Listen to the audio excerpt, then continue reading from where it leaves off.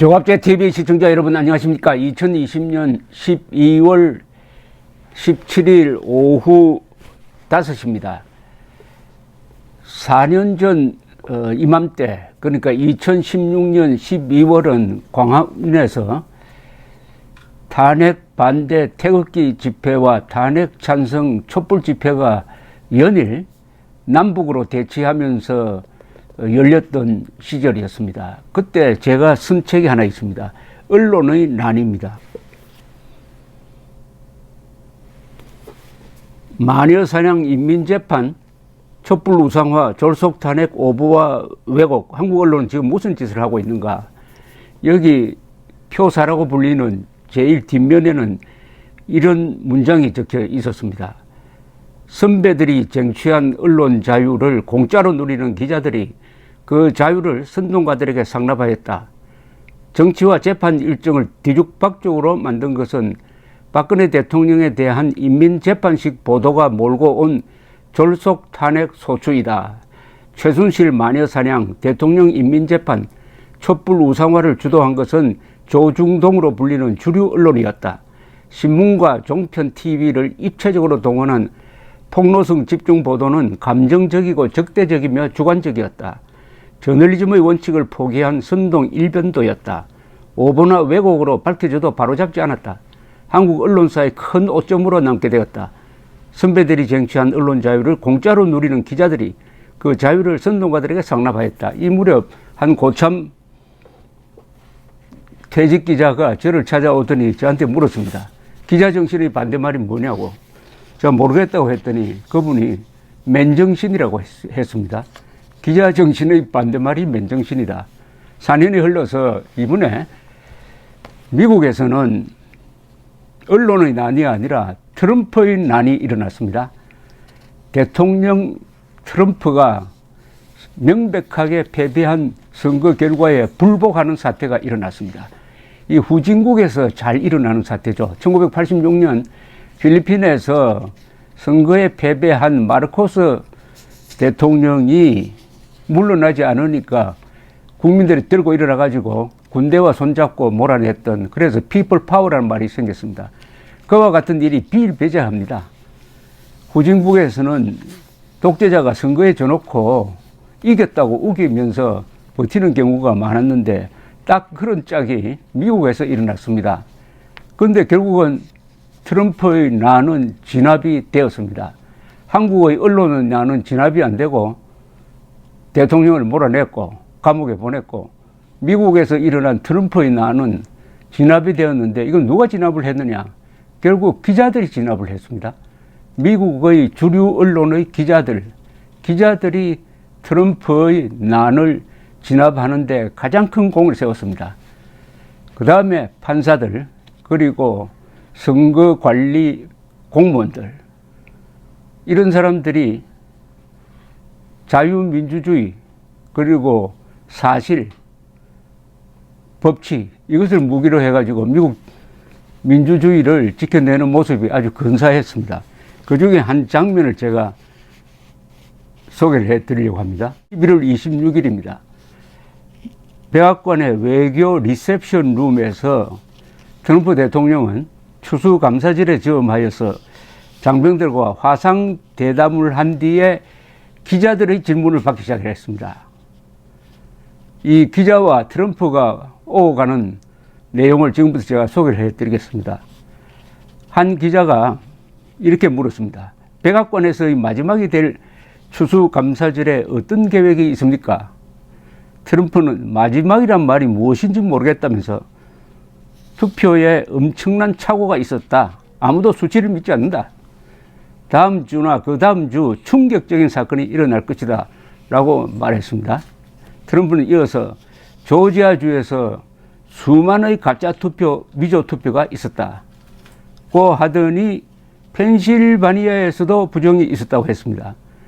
기자가 반론을 하려고 하니까 트럼프는 기자 질문을 딱 맞고 나서면서 68만 표의 부정투표가 있었다. 디트로이트에서도 엄청난 일이 일어났다고 계속 발언을 이어갑니다. 수치는 거짓이고 썩었다. 선거는 100% 조작되었다. 그래서 미국 전역에서 사람들이 시위를 벌이고 있다. 그들은 선거가 조작되었다는 것을 잘 알고 있다. 엄청난 부정이 여기서 벌어졌다. 이쯤에서 기자가 그러나 하면서 질문을 하자 트럼프는 또 장광설을 계속합니다. 이미 문제가 없다는 것이 확인된 도미니언 보팅 시스템에 대한 음모론을 펴기 시작합니다. 대통령이 이렇게 이야기합니다. 도미니언은 매우 의심스럽다. 아무도 소유주를 모른다. 사람들은 외국에서 개표가 되었다고 말한다. 이건 새빨간 거짓말입니다. 투표는 조작되었다. 이것도 새빨간 거짓말입니다. 당신이 트럼프라고 누르면 그 표가 바이든으로 가버린다. 칩으로 장난을 쳤다. 특히 디트로이트와 웨인 카운티에서 당신들도 알게 될 거야. 이 트럼프는 이 음모론자들이 주장하는 걸 거의 사실로 믿고 그대로 이야기를 합니다. 놀라운 사실입니다. 트럼프는 조지아주에서 수십만 표를 이겼는데도 또 강도를 당했다고 했어요. 투표자 서명 대조만 하면 조지아주를 장악할 것이다. 이렇게 또 설명을 하니까 겨우 질문을 찬스를 잡은 기자가 이렇게 묻습니다. 대통령 각하, 만약 선거인단이 오는 12월 14일 조 바이든을 당선시킨다면 승복하겠습니까? 이건 아주 결정적인 질문입니다. 트럼프는 이렇게 대규모 부정이 있는데 승복하기란 매우 어려울 겁니다. 기자가 거듭 묻습니다. 각하는 하고 질문을 시작하자 트럼프는 또 하고 싶은 이야기만 계속합니다. 대규모 부정이 있었습니다. 이런 나라에서는 이 나라에서는 일어나지 않았어야 해요. 우리는 제3세계 국가처럼 되어버렸어요. 트럼프는 조지아주에서 당시에 진행되고 있던 재검표가 의미가 없다고 했습니다. 오로지 서명 대조가 중요하다고 우겼습니다. 그런데 조지아주에서는 손으로 재검표를 했는데 바이든의 승리가 확인되었습니다. 다음엔 또 기계를 써서 재검표를 했습니다. 재검표를 했더니 역시 번복되지 않았어요. 그래도 트럼프는 승복하지 않았습니다. 트럼프는 개표 시기의 어느 순간부터 갑자기 바이든 표가 많아진 것도 조작의 증거라고 우기기 시작합니다. 이런 바이든이 우세한 우편 투표함이 열리면서 일어난 자연스러운 현상이었습니다. 끝없이 이어지는 부정선거 음모론을 듣던 기자가 또 질문 찬스를 잡아가지고 겨우 이렇게 물어요. 그러나 각하 확실히 해주세요. 선거인단이 바이든을 뽑으면 승복하시겠습니까? 라고 다시 물었습니다. 트럼프는 그들이 그렇게 한다면 실수를 하는 거야. 왜냐하면 이 선거는 부정이거든. 다시 기자가 묻습니다. 승복하시겠습니까?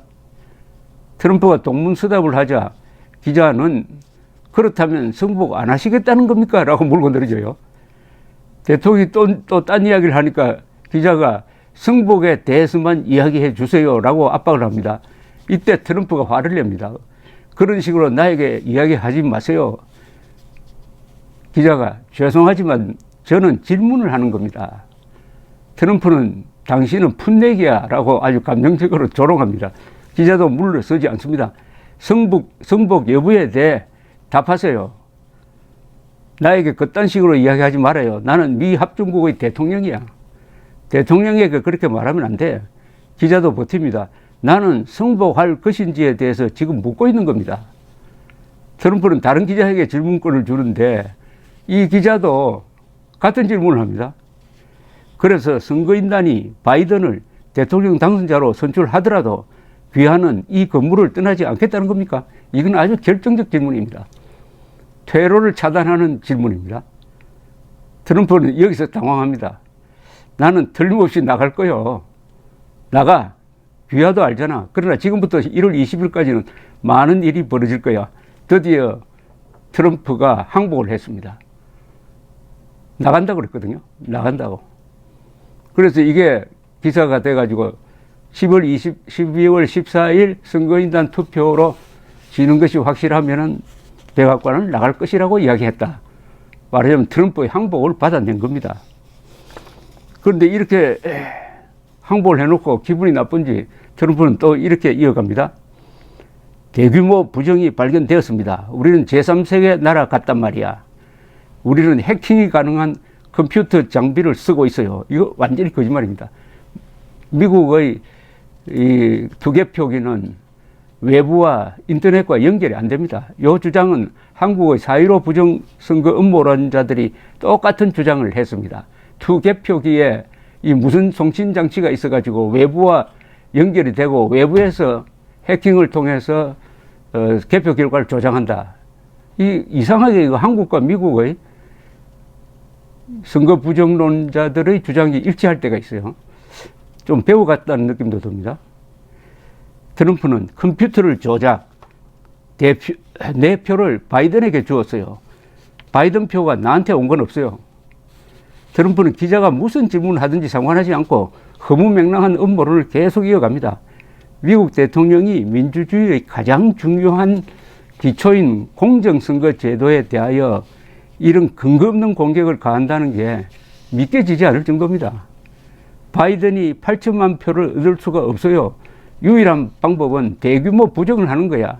다른 방법으로는 8천만 표는 어림도 없지. 이 대목에서 기자가 다시 물고 늘어집니다. 선거 부정의 증거를 언제 보여줄 거예요? 이렇게 물어요. 왜냐하면 이 트럼프는 한 달 동안 부정이 있었다 이야기하고 그 변호사들도 부정이 있었다고 이야기하는데 막상 증거는 하나도 내보이는 게 없습니다.